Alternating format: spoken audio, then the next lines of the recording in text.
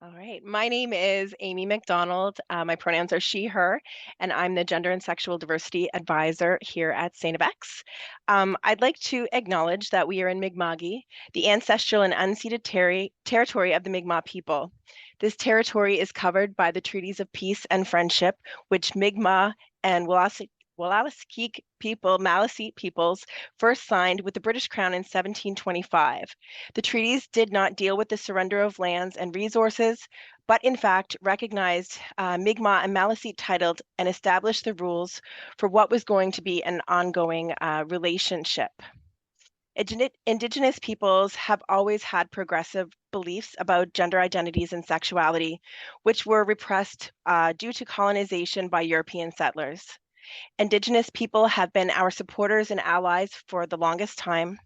And it's important to note that stolen land does not reflect surrendering identity, values, culture, capabilities, and respect as a person.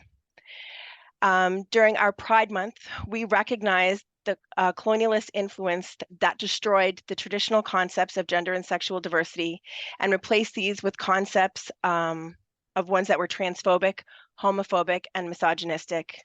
We also understand that two-spirit individuals and Indigenous trans people have been negatively and disproportionately affected in North America. We are all treated people, and there is still much work to be done in terms of dismantling oppression, decolonizing, and educating ourselves as well as our campus. Thank you. Thank you very much, Amy. Welcome, everyone, to the virtual artist talk featuring Lucas Morneau. My name is Dr. Andrea Terry. I am the director curator here of the StFX Art Gallery, and I am actually sitting in the gallery currently with Lucas's work positioned behind me. So for those of you who aren't aware, Lucas's show is entitled The Queer Newfoundland Hockey League, which the hockey league itself is a fictional one made up of 14 teams, all of which include with team names that include pejoratives used against the 2S LGBTQIA+ community. The artist's reclamation of these terms not only critiques existing hegemonic masculinity in sports culture, it also aims to create a new, positive, and accepting masculinity for all sports enthusiasts. So we're very pleased tonight to welcome Lucas, and we're going to turn the virtual screen over to him in a few minutes. But first, I'm just going to introduce him. Lucas Morneau, he is an interdisciplinary artist and curator living in the region of Mi'kma'ki-Sackville, New Brunswick. Born and raised on the island of Newfoundland, Morneau completed their Bachelor of Fine Arts at Memorial University of Newfoundland's Grenfell campus in 2016 and completed their Master of Fine Arts at the University of Saskatchewan in 2018. Morneau was the winner of the BMO First Art Award for Newfoundland and Labrador in 2016, the Cox and Palmer Pivotal Point Grant in 2018, and was shortlisted for the Scotiabank New Generations Photography Award in both 2018 and 2021. Morneau is also the recipient of multiple grants from the Canada Council of the Arts, Arts NB, and Arts NL. Their work has been exhibited across Canada, the United States, and the United Kingdom. Recent solo exhibitions have taken place at Kamloops Art Gallery in Kamloops, British Columbia, the Cape Breton University Art Gallery in Sydney, Nova Scotia, and the Klondike Institute of Arts and Culture in Dawson City, Yukon. Bouncing between mediums, but most known for their textile and photographic work, Morneau uses humor to deconstruct and critique hegemonic masculinity, the gender binary, and homophobia in Canadian and Newfoundland culture. And I'm really thrilled right now to turn the virtual screen over to Lucas. Thank you so much, Andrea, and thank you so much, Amy. I want to, first of all, thank the StFX Art Gallery and staff, especially Andrea, for their amazing work so far in bringing QNHL to StFX. I'm always thankful to bring my work back to Mi'kma'ki. I also want to apologize in advance. I have two cats, and they may make an appearance or cause a disturbance. So if any big noises happen in the background, it's because of them. Um, in prep for my talk tonight, I decided to watch a classic movie that actually was one of my favorites growing up, D2 The Mighty Ducks. And I kind of want to go into this talk with a bit of more of a relaxed, I guess, atmosphere. You know, we're at 8:07 p.m. No one really wants to be listening to an artist talk at 8 p.m. So let's take it pretty easy tonight. Um, so first, before we get into the actual exhibition itself, I want to talk about how I got started in my art practice, and especially within my textile practice. Um, you know, growing up, I was always a lover of art. There's plenty of photos of me when, you know, I was 1 or 2 years old, drawing with markers or crayons on the kitchen table, or, you know, taking a stick to my father's car and writing my ABCs.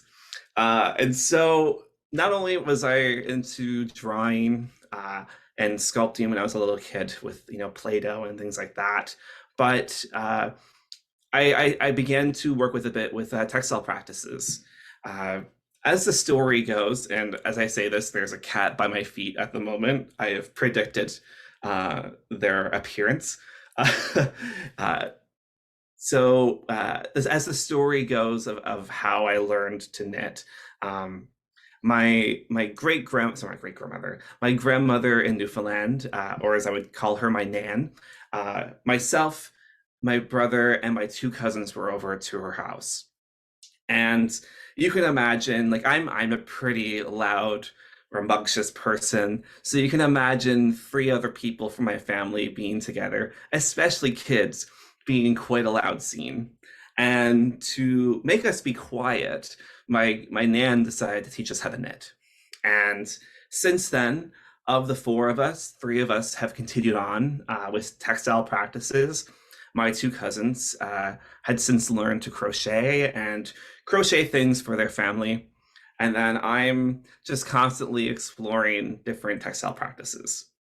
I also have other family on my dad's side who are from Quebec who work with textiles, especially my great aunt, my aunt Jeanne d'Arc.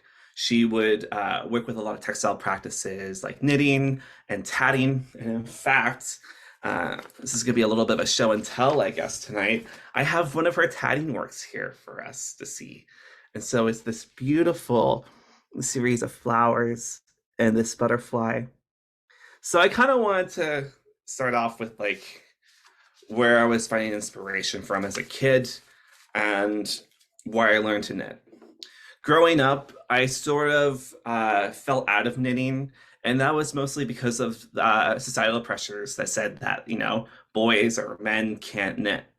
And I found this, you know, growing up a bit hypocritical because I had been told stories that my uncles, my grandmother's brothers could knit their own socks. So I sort of fell out with knitting, and eventually I had gotten into art classes in school and soon decided to apply for art school. And during that time, yeah, I was really big into photography. And so that was going to be my main focus. And my first class in my BFA was with the artist Barb Hunt, who is a pretty well-known textile artist and sculptor here in Canada. And she basically transformed what I thought art could be. The course that she taught was a 3D sculpture course, and it was the first course that all the first years took for that semester. And right away, when we got our syllabus, we quickly found out that the first project that we were doing was knitting. And so that's something that really, I guess, broke down in my head what art could be. And I always was trying to find inspiration for textile works after taking this course. I was lucky enough to work on a few different projects with for Barb, her course there during those 2 semesters, which included learning to embroider, relearning to knit. And from there, I think fiber practices sort of stuck with me. But at the time, the school didn't have any other textile courses. So I had to continue on with other mediums up until when I graduated. I was really lucky to get into my master's right after my graduation. And while there, I got into the local drag scene. Before this, I was really into costuming. Growing up, Halloween was my favorite holiday.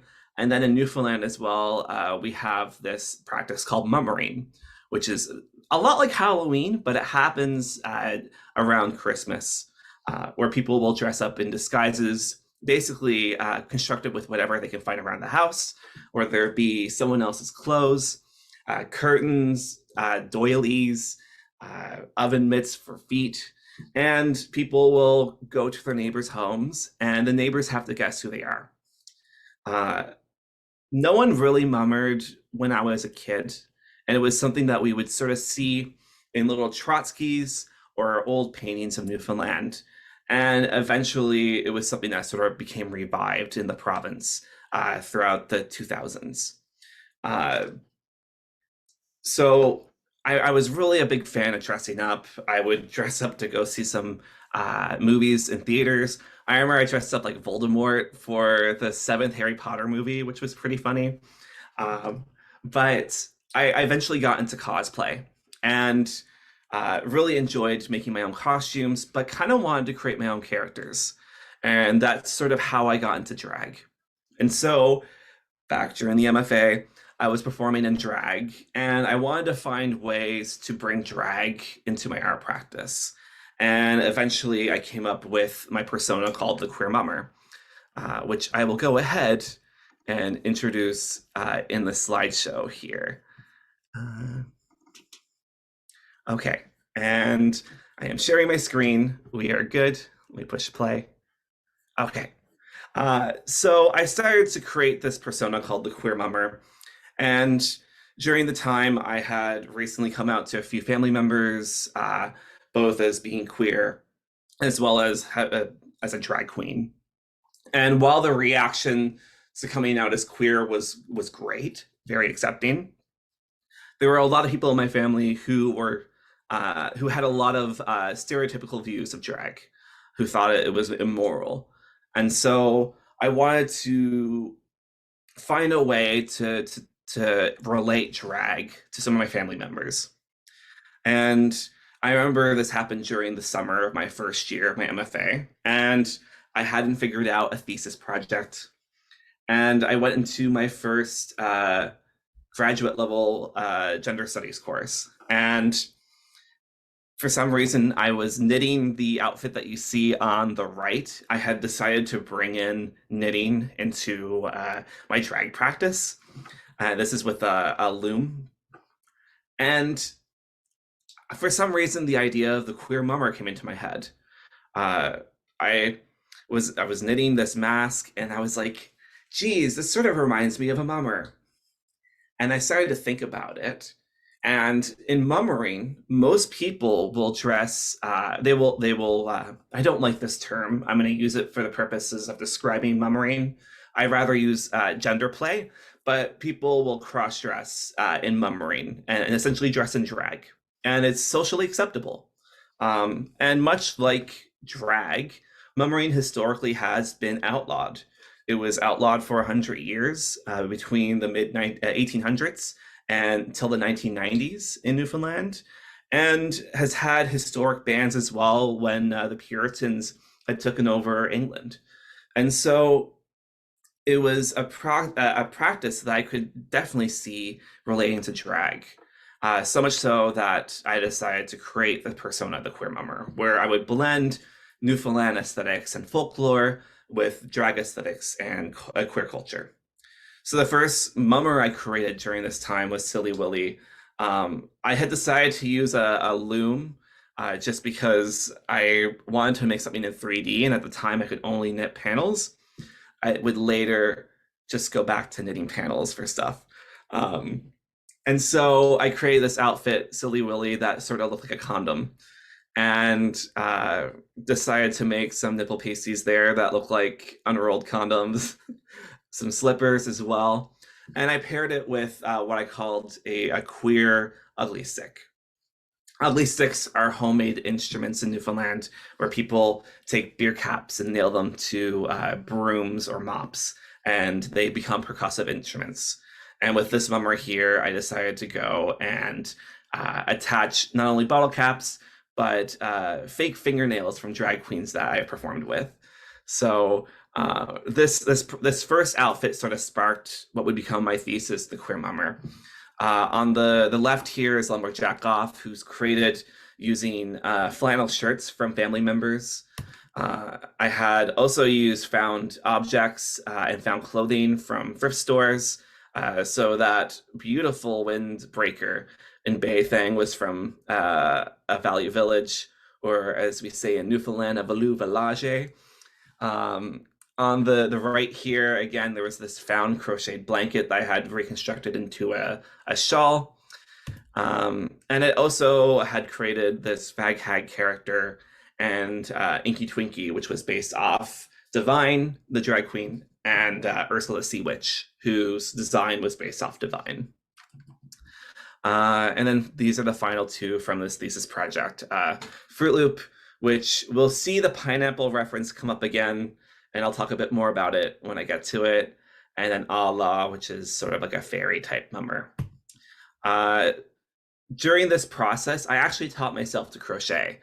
I tend to like to learn new things as I create new projects. And that's something that I've continued on to with this day. And so the first mummer that had some of my first crochet stuff would be Inky Twinky here, where I made a bunch of granny squares that were constructed into the bodice, and also some aspects of Fag Hag here, which also use some of my sewing from my drag practice. Funny enough, the black corset that you see in all these photos was a corset that had arrived to my parents' place that outed me to them. So it has this like built-in aspect to the work as well. I was really lucky to, well, this is the work here on the left shown during my thesis show. And then I was quite lucky to show the work in a few locations, Acadia University and Grenfell Campus Art Gallery right after my MFA. And I also made these face prints at the time. I had a hard time thinking of the makeup as a veil for mummery, so I wanted to create this veil-like form using makeup wipes. Just going through this quickly so I can get to QNHL. I also did some performance work. This was at Union House Arts. And this was a striptease where I came out dressed as a regular mummer, and I slowly revealed the queer mummer underneath, where I basically was still fully clad head to toe. I also did this performance workout, which is a Richard Simmons style workout routine. I did this in St. John's for Eastern Edge's Holdfast Festival. And I also did this performance, Queer Mummer Puppet Theater, in Sackville, New Brunswick, where I live now. And this was for a handmade assembly in 2019. I then moved to Sackville, New Brunswick during the pandemic and got access to a bunch of video gear and got back into making videos. So I had created a video version of the striptease that I made, which is called Meet the Mummer. And it's to PJ Harvey's Meet the Monster. So that's where the name comes from. I also created a video version of Workout, which was shown at Art in the Open in PEI.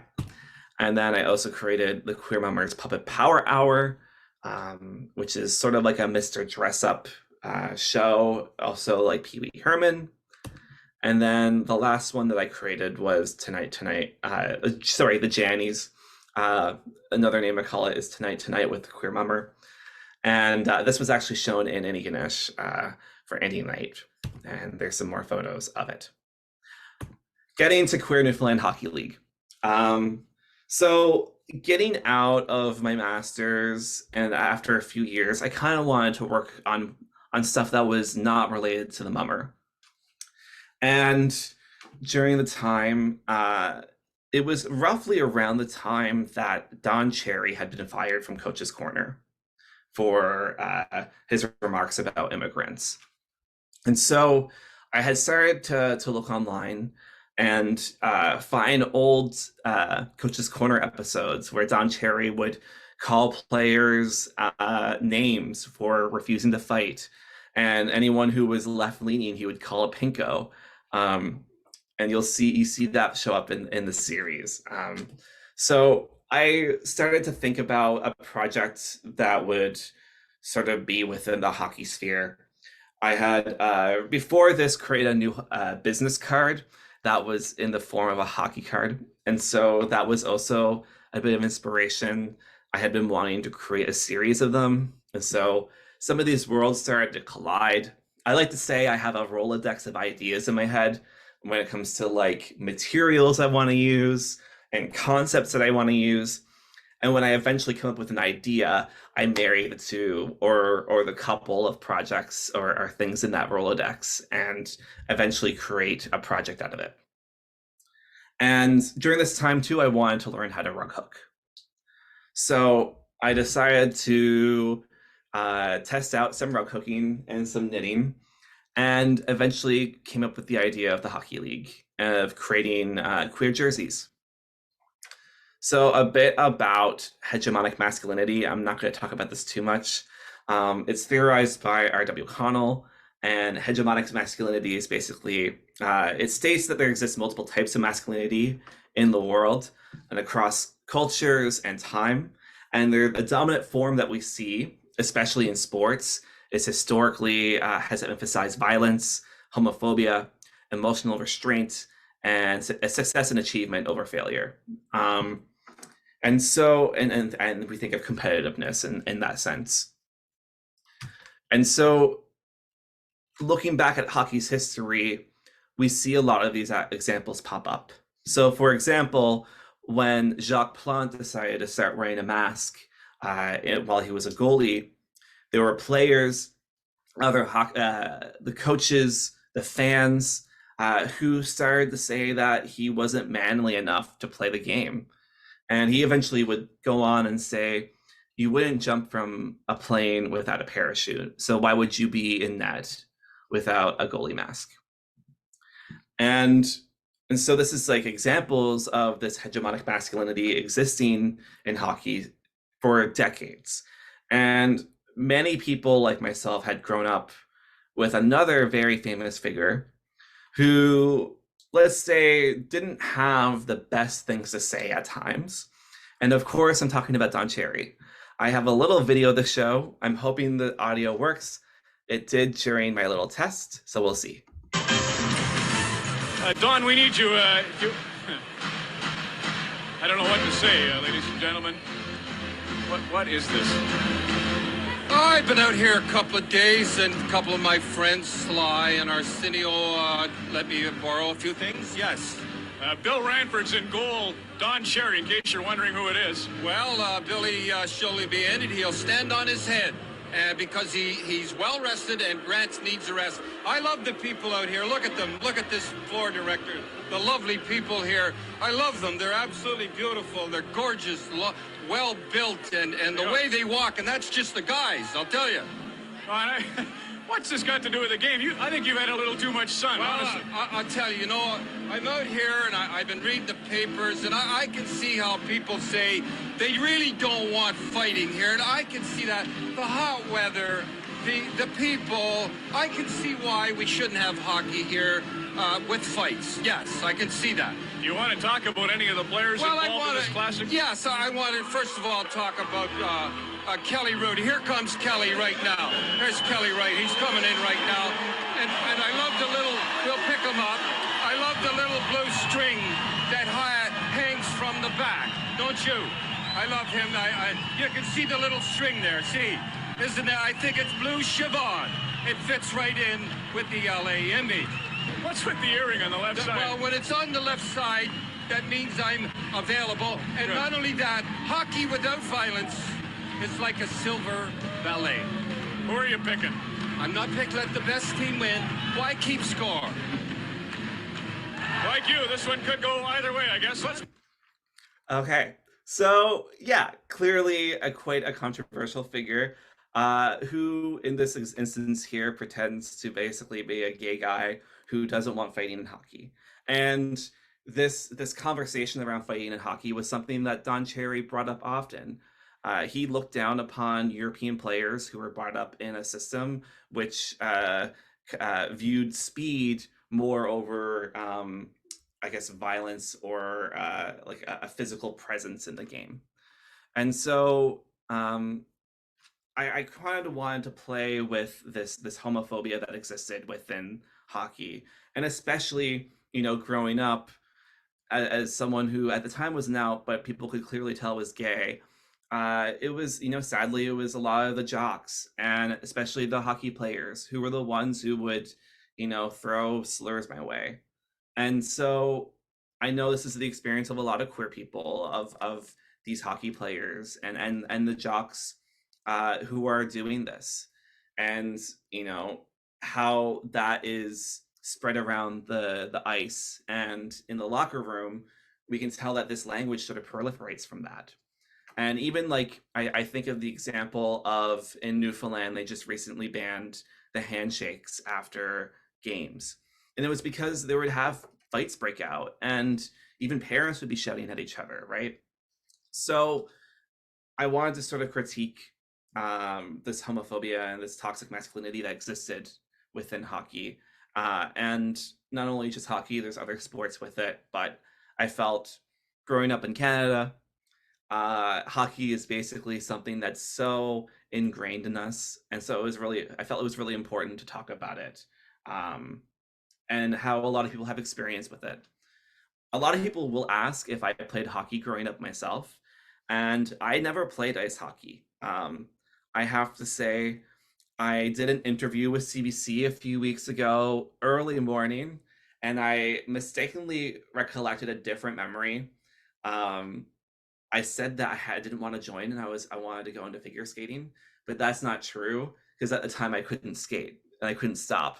So I think a part of me just didn't want to go in because I was a little embarrassed about my skating prowess, but also I wasn't a fan of early mornings, so I didn't want to wake up early to go to practice. It doesn't mean I didn't like hockey at the time, and in fact, I played a lot of street hockey with family and with friends, and would often play goalie. I know a lot of people don't like playing goalie, but it was something that I really enjoyed growing up. And in fact, my favorite players were always goalies. So I think of like when I was like 4 and 5, I was a huge fan of Dominik Hasek. I know for a while I was a big fan of Mika Kipasov. And so I really gravitated towards goalies growing up. And, you know, I sometimes, when I was a kid, I wish that I was in hockey and I could be a goalie, because apparently now there's a goalie shortage. And who knows, in another life, I could have been a hockey player and a professional goalie. Wild thought. I have this slide up here with the Grenfell Mission rugs because, as I mentioned, I wanted to learn how to rug hook. And I decided to make the crest or the logos using this textile practice, which is really important to the art history of Newfoundland and Labrador. The Grenfell rugs sort of found their way across the province to the country and the continent.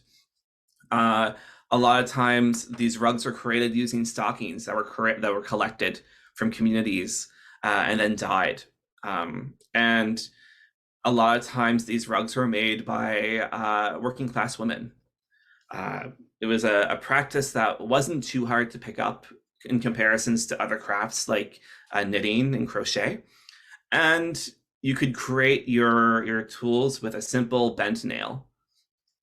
So these Grenfell Mission rugs, they were used to help raise funds for the Grenfell Mission, which was essentially this European health medical thing that happened in northern Newfoundland and Labrador.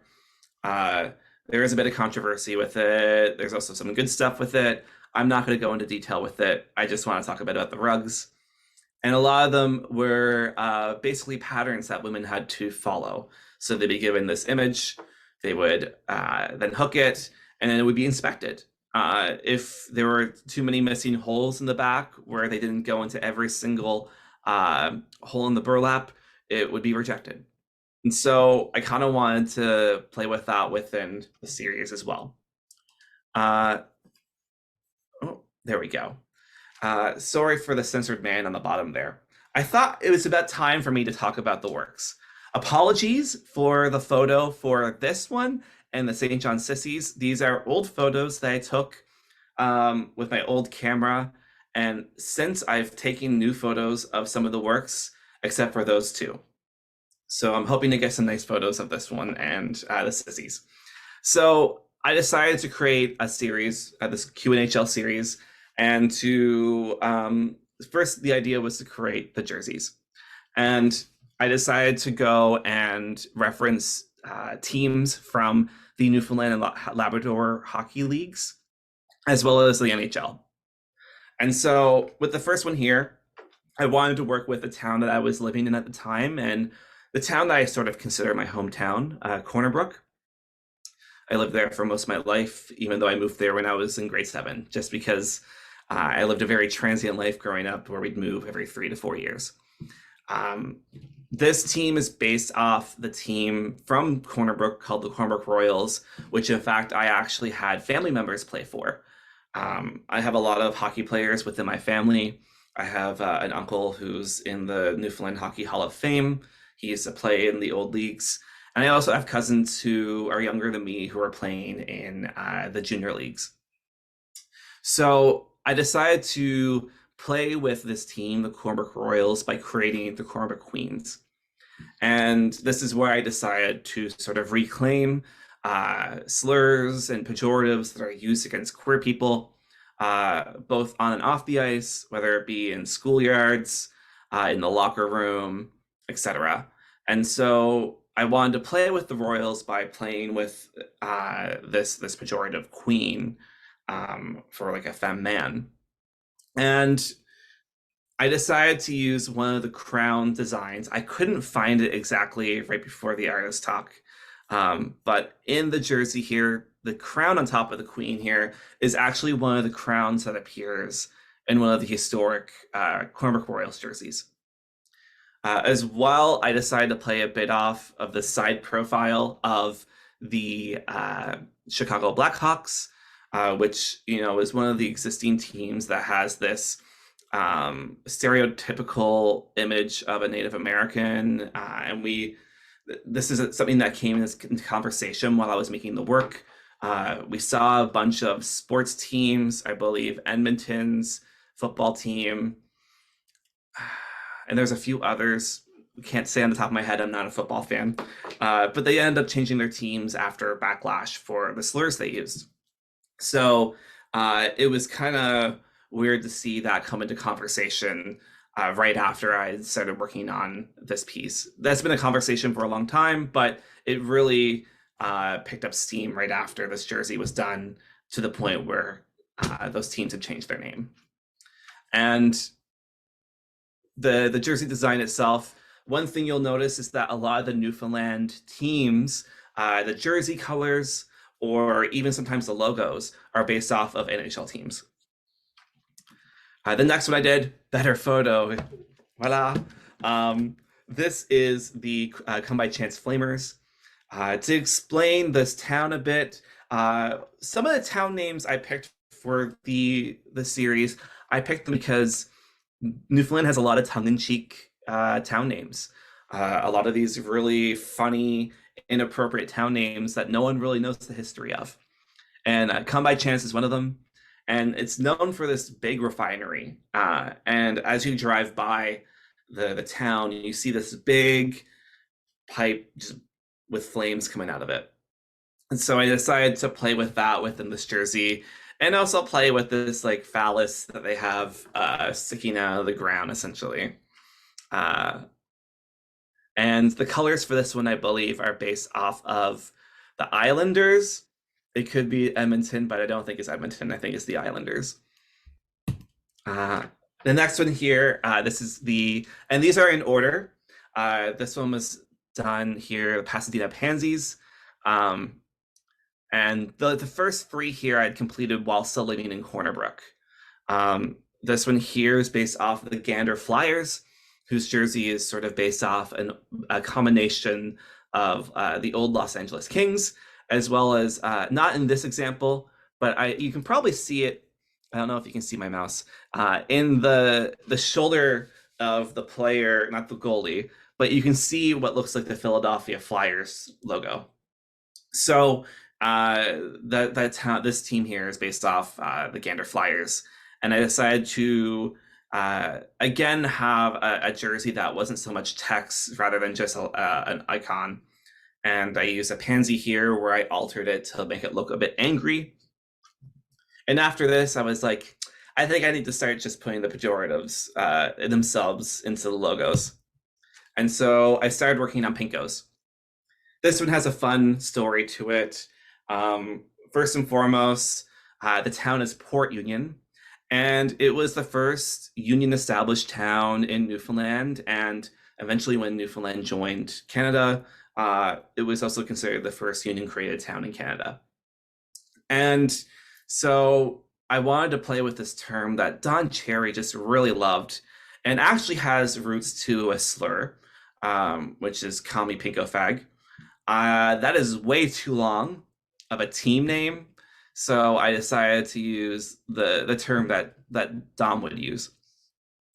The logo in the center here, so I'm using an upside down triangle, which is a classic symbol for queerness, for gay men especially. The pink triangle was used during the Holocaust.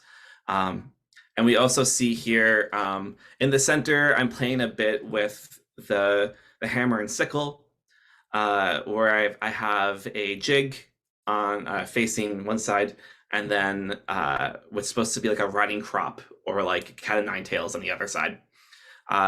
Port Union was mostly established. It was established by a union, and the leader of that union, he was a closeted gay man. There were stories about him. People would say like, "Oh, you don't want to go to the back room with him." He had this beautiful house. It's now a museum, and you can go tour it in the community. And you walk in, and it's just filled with like naked wrestlers as like Greek sculptures. And yeah, it's just like the queerness is bouncing off the walls. So I kind of wanted to reference like this like important founder to the town, William Coker. And so with the jersey design, this is where I started to play with colors that we don't see in the NHL or the Newfoundland Hockey Leagues. Colors, pink, which has been viewed as feminine for the past almost for a century now. And I also decided to play a bit with the old Dallas Stars jersey, where they have a bit of a star shape on the bottom. With this one, I made it more triangular.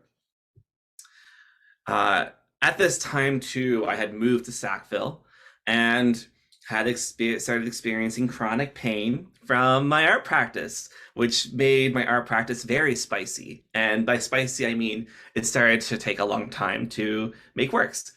And I happened to be approached by a student who was going to Mount Allison University, which is here in Sackville, Libby Farrell, who was interested in learning rug hooking and had this opportunity for a internship that they could do with an artist in town. And I was like, awesome. I'm so down to do this, teach a young artist, studio practices, while also having someone help me. And I don't have to pay for it because they're getting paid through an institution. So this is where Libby came in and started to help out with the rugs. Rug hooking especially was really hard on me. I would do a rug, and I wouldn't finish it in a day, but I would work on it for the day, and then I would be bedridden for 2 weeks from neck pain. So Libby stepped in during a time that I know if she didn't, I would be here still making the jerseys, because the first 3 just took a couple of months to finish. The next one here is the Leading Tickles Lesbos, which you've probably seen from the poster. This is a team that my dad created. At the time, I was trying to spread out the communities a bit and also create some like close rivals. And I was trying to find a town that started with L. And at first I had Lewisport, but I just didn't feel it was right. Even though I feel like Lewisport is a great town to play with. They infamously have this this church on the side of the road as you drive by on the highway that has this big sign with the preacher on it with flames, and it says, "Why burn and go to hell?" And I think I have some regrets with not playing with that town in the series, but regardless, I had approached my dad for a town that started with L, and he came up with Leading Tickles, which is such a great town name. And I used Lesbos, and it's funny because Lesbos is an island, which is where the term comes from. So there's a bit of like history with that. The colors, again, we don't usually see this deep magenta in the hockey leagues, but we do see this like aqua or this teal. There's in fact, I would say, more blue in the league at the moment than any other color. And it's also designed after the old Hartford Whalers jersey, the actual stripes, not the colors. The next is one of my favorites, Dildo Dykes. Dildo is a town that's quite close to Come By Chance. And another town right next to Dildo is Spread Eagle. Do I have regrets not using Spread Eagle in the series? Hell yes. But, you know, who knows? Maybe I'll make the mysterious 15th team. This town has gotten a lot of attention because of its name, to the point that the comedian Jimmy Kimmel had multiple segments on his late night show where he would talk about Dildo, to the point that he had his security guard, Guillermo, travel to the province and go to Dildo and get screeched in. And eventually, Jimmy became the honorary mayor of Dildo. As a little funny joke, he ended up installing a Hollywood sign in Dildo that said Dildo. And so, sort of knowing that the Hollywood sign is copyrighted, and most likely they would probably do the same thing with the Dildo one, I played with the font they used a little bit, but I didn't stagger the font in a way that it would look too much like the sign. I also chose the color yellow because there's this famous folk art sculpture in Dildo of Captain Dildo, who is this like sailor in a yellow sou'wester and oil slicks. And yeah, that's sort of where this team comes from. Just checking the time here, it's 8:44. We're doing pretty good here. And now we're coming up to my favorite. This is the return of the Fag Hag with the Fogo Island Fag Hags. This team's jersey was really fun to design because I wanted to play with one of my favorite jersey designs at the time. It's the 1990s Phoenix Coyotes jersey, which had this beautiful pattern on it. And so I created this jersey here, which has this checkerboard pattern with a witch flying on a hockey stick. And yeah, this is my favorite jersey. It's going to be hard for me to let go of this one, I will say. Next is the Bonavista Buggers. So Bonavista Buggers, I'm actually originally from Bonavista. I was born in Clarenville, but my family was living in Bonavista at the time, and there was no hospital in Bonavista, so we had to go to Clarenville for me to be born. And bugger is just a term that a lot of people just don't know has this old homophobic connotation to it with sodomy, of buggery. And the term itself, I think, is transformed to like sort of pick at someone. But again, it still comes from buggery. And it's something that a lot of people still use in their common vernacular. I think of my grandfather, who would call me a foolish bugger all the time. And I know he didn't mean any harm by it. I always thought it was funny. But, you know, when you think about it, it is harmful. The jersey colors come from the Philadelphia Flyers. And also, the orange here is a specific color of yarn. All the yarn I used for this was created by Briggs & Little, which is a company here in New Brunswick. And they sometimes create specific colorways or dyes of yarn for specific yarn shops. And the orange here is an orange called Bake Apple Orange, which for those who don't know what a bake apple is, it's a cloudberry, and you can find them in the province. And so it's also, you have like bake apple pie and jams. So this color here is based off that. And I thought it was a gorgeous color to use for this Philadelphia-inspired team here. Next is the St. John's Sissies. And this is where I should probably mention the fact that much like the rugs for the Grenfell Mission, some of the hockey jerseys also use pantyhose. And in fact, the Corner Queens, that logo itself has some pantyhose, and that pantyhose belonged to me, my drag persona. I ended up cutting it up because they were running, and so I used that for that jersey. And when I moved to New Brunswick, I ended up reaching out to a friend, Sammy Landry, who performs in drag and is in Montreal now. And I bought them a pair of new dance tights, and they gave me a pair of their old pantyhose, and I cut them up, and we used them for one of the logos here. The St. John's Sissies here is based off of a historic team from Newfoundland, which you see down here, the St. John's Caps. And instead of using black for the logo here, I decided to use the pantyhose. And the black is also pantyhose, but I didn't have enough black from Sammy, so we used just the beige here. I'm really fortunate that I was contacted by the Room's Provincial Art Gallery, the Provincial Art Gallery for Newfoundland, pretty early into this project. I think I had just finished the Corner Queens, and I had just photographed it, and I ended up doing a digital interview with them because they had just hit the pandemic and were looking for programming. And eventually they contacted me and wanted to purchase one of the jerseys. And so they eventually purchased the St. John's Sissies here. So I'm very thankful for the Rooms who have lent the jersey for the exhibition in Antigonish. And the Corner Queens jersey is also on loan from a private collector. Next here is the Ferryland Fairies. Ferryland is a town in Newfoundland, and I always thought it was spelled Fairyland, and I always wanted to go. But then I found out it was spelled Fairyland, and after that, my interest died. And so I decided to use this fairy here to sort of create the F shape as well. And as we see with the colors here, we're still using some colors that we don't see in NHL jerseys. So the purple here.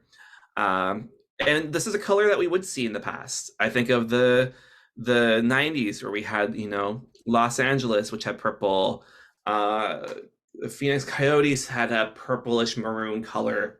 You didn't even argue the Colorado Avalanche have this maroony purple. And it's a color that we've been seeing less and less. And over the past few years, as I was creating this series, the NHL had been introducing these mostly all black jerseys for a lot of teams that just had the team name spelt out or the town name spelt out. And, it just felt like the life was being sucked out of the jerseys a bit. And also it was like sort of like this weird masculinity thing where it's like, we can't have any color. It has to be neutrals or it has to be blue. Maybe some red, but we can't have those girly colors.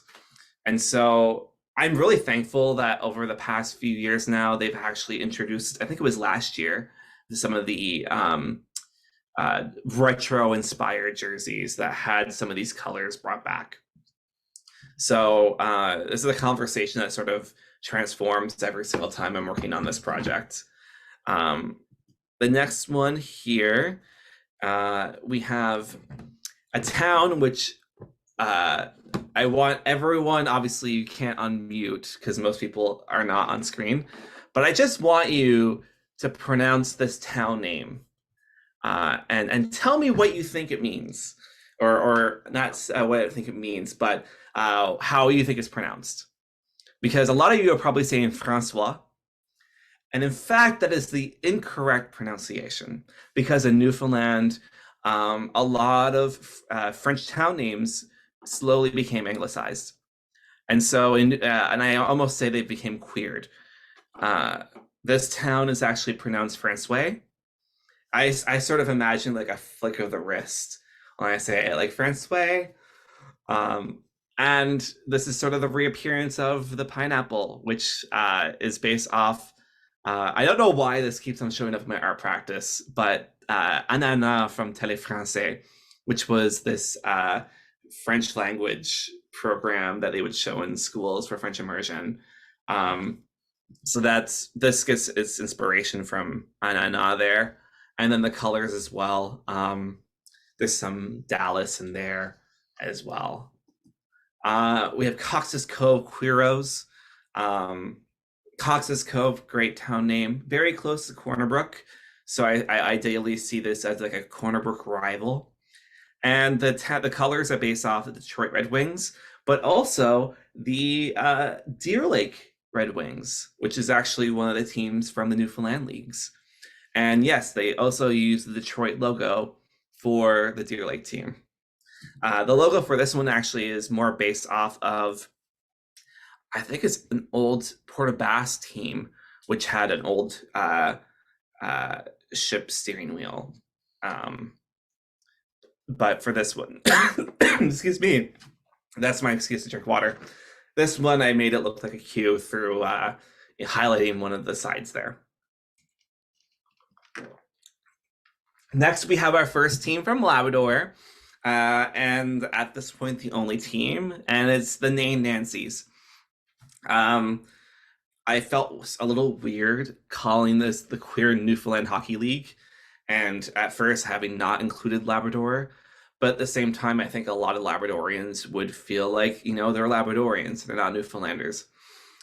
So in a bit of a tongue-in-cheek way, the colors of this jersey are the colors of the Labrador flag. And not only that, but instead of using, a proper hue for the jersey, the main color, I ended up using white, which tends to be reserved for the road jerseys. And so I kind of wanted to play in this like, sort of like, I guess, separatist, tongue-in-cheek way of Labrador and its own autonomy, sort of visiting for this league, right? I also used like a polar bear here because there's plenty of polar bears in Nain. But as you can see, I got some makeup on it, some like blue makeup. And funny enough, I did have family who lived in Nain, and one of them was my Aunt Nancy. So there's some like fun stories with that too. And this is the last jersey. I can't believe we're already here. And so this is jersey number 14. This is it's kind of hard to see. Sorry. The Gay Side Gaylords. If I could redo a logo, it would probably be this logo, to be honest.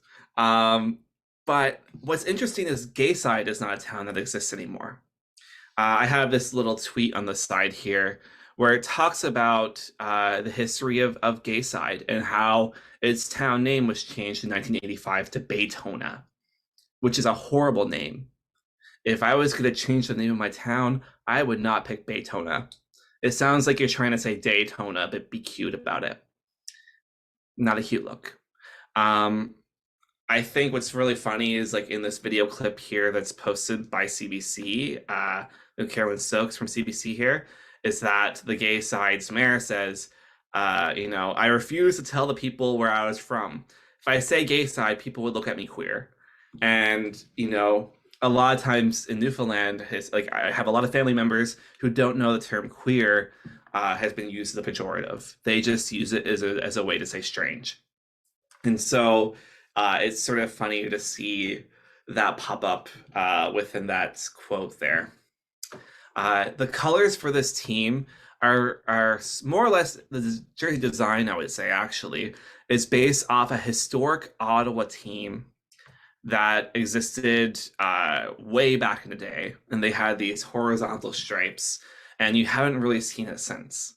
And I can see why. It stands out a lot compared to other jersey designs, and I think some people might try to confuse it for the refs. So to me, it seems like it makes sense that they didn't do that. One thing to note, and this is something I'm remembering looking at this one, is that you can see the stitches on the sides of the jerseys, and they're usually contrasting colors. And this is sort of my way of playing with like designer wear. I think of like Louboutin, which has like these iconic red soles. So thinking of these as more or less, I guess, fashion objects of having these like visible stitches. I also decided to, as I said, create hockey cards for this. And so I decided to bring my drag practice into these hockey cards. So I had to come up with personas for all of the hockey players.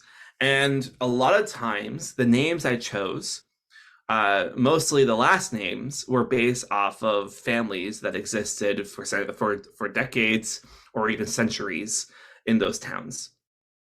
So I'll say like, who would be a good example for this? Jackie Swires, the Bonavista Buggers player. So the Swires family is a very well-known name in Bonavista. There are stores named after the Swires'. And in fact, they were also my neighbors growing up. So I kind of wanted to bring some of those people into that. You may notice I'm not all of the hockey players. I got to a point where I just didn't want to do all the players myself, and Libby had been such a part of the series helping out that I wanted to include them into it. And so Libby ended up dressing up for Bonavista team, the Pasadena Pansies, as well as the Nain Nancies. I believe there might be another one, but I might be wrong. And these are the other 5 here. Harry Cox, I have to say, I look like a lot of my uncles in that photo. And I don't know how they feel about it, but I'm hopeful that they are accepting.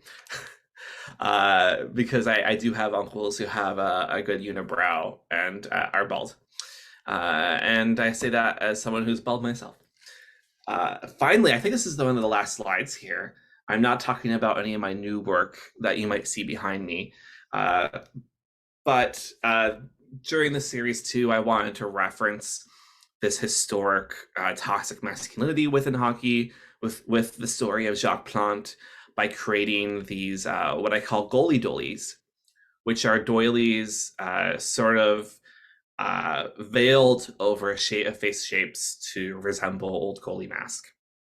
And I was lucky enough to create these during a residency in Port Hope in Ontario at Critical Mass. And so I originally had cast my face for this, but the angle at which it was cast wasn't good enough for the face shape for the doilies to sit on. And so a community member there, Fiona, lent me this bust that I ended up casting during the residency and used that for the face. And I do have a little slide here, maybe a little sneak peek, a little sneaky peeky. I'm not working with this series anymore. I'm moving into new directions because I've been working on it for a couple years and I want to work on stuff that's new. So I consider hockey something that's more my mom's side of my family. My dad watches hockey all the time, and in fact, we text often about now watching the Women's Hockey League. Me and him will watch it and text each other. But I would consider his family more wrestlers, and that's because my grandfather and his 2 brothers were professional wrestlers in Quebec in the 40s and 50s. On the left here, you can see my Uncle Leo, whose name, and I kid you not, was Dick Marshall, his wrestling name, his kayfabe name, as you will. And then on the right here is my grandfather when he was a referee with a pretty famous guy, Andre the Giant. I don't know if you know him. And so my uncle, after he was a wrestler, he went on to be a promoter, and he helped, he basically was the promoter in Quebec City for Grand Prix Wrestling and Lutte Internationale, or International Wrestling, which was on the go right before WWF took over the world. And so this is an area that I'm currently exploring in my practice. As I mentioned, I have some stuff behind me, some wrestlers that I'm working on. And so this is a project I'm really excited to bring to the world in a couple of years. I'm going to stop it there, I think, for that. And so I can stop sharing. There we go. And that's all the pieces in the exhibition. Maybe we can move on to questions. It's 9:02. I think we're at a good time for questions.